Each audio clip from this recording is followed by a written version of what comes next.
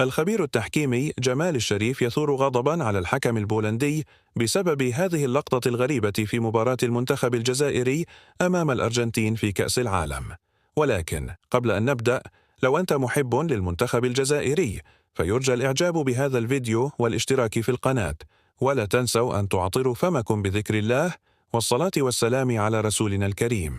في تصريح ناري الخبير التحكيمي جمال الشريف عبر عن غضبه الشديد من قرار الحكم البولندي في مباراة المنتخب الجزائري أمام الأرجنتين في كأس العالم.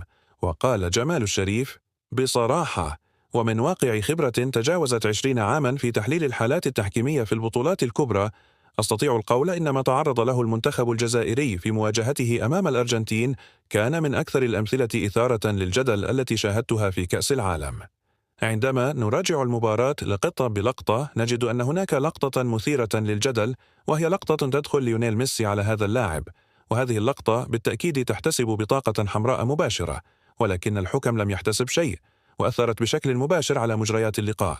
المشكلة ليست في خطأ تحكيمي واحد، لأن الأخطاء واردة في كرة القدم، بل في تراكم القرارات المثيرة للجدل في اتجاه واحد، خصوصا هذه اللقطة التي تستحق بطاقة حمراء مباشرة، وهو ما جعل المنتخب الجزائري يدفع ثمنا باهظا رغم المستوى الكبير الذي قدمه داخل أرضية الملعب.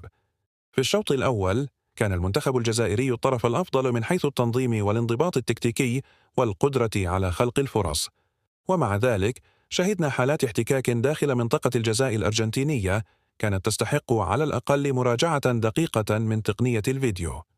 الغريب أن الحكم أبدى حزما كبيرا في بعض التدخلات البسيطة، لكنه بدا مترددا عندما تعلق الأمر بحالات قد تمنح الجزائر أفضلية حقيقية.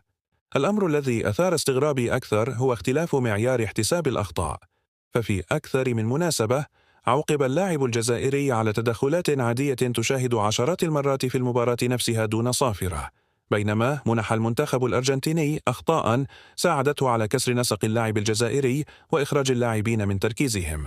وفي الشوط الثاني وصل الجدل إلى ذروته. هناك لقطة أعتقد أنها ستبقى محل نقاش طويل بين الخبراء، لأنها غيرت المسار النفسي والفني للمباراة بالكامل. المنتخب الجزائري كان قريبا من التسجيل أو الحفاظ على توازنه، لكن القرار التحكيمي جاء في لحظة حساسة جدا ومنح المنافس دفعة معنوية هائلة.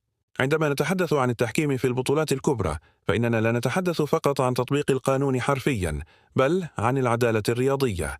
العدالة تعني أن يشعر اللاعبون والجماهير أن نتيجة المباراة حسمت بقدرات الفريقين وليس بتقديرات تحكيمية مثيرة للجدل. وفي هذه المباراة تحديدا خرج عدد كبير من المتابعين بانطباع مفاده أن المنتخب الجزائري تعرض للظلم في هذه المباراة. لقد شاهدنا لاعبي الجزائر يقاتلون حتى الدقيقة الأخيرة ويقدمون أداء يليق بسمعة الكرة الجزائرية التي أصبحت من القوى الصاعدة عالميا.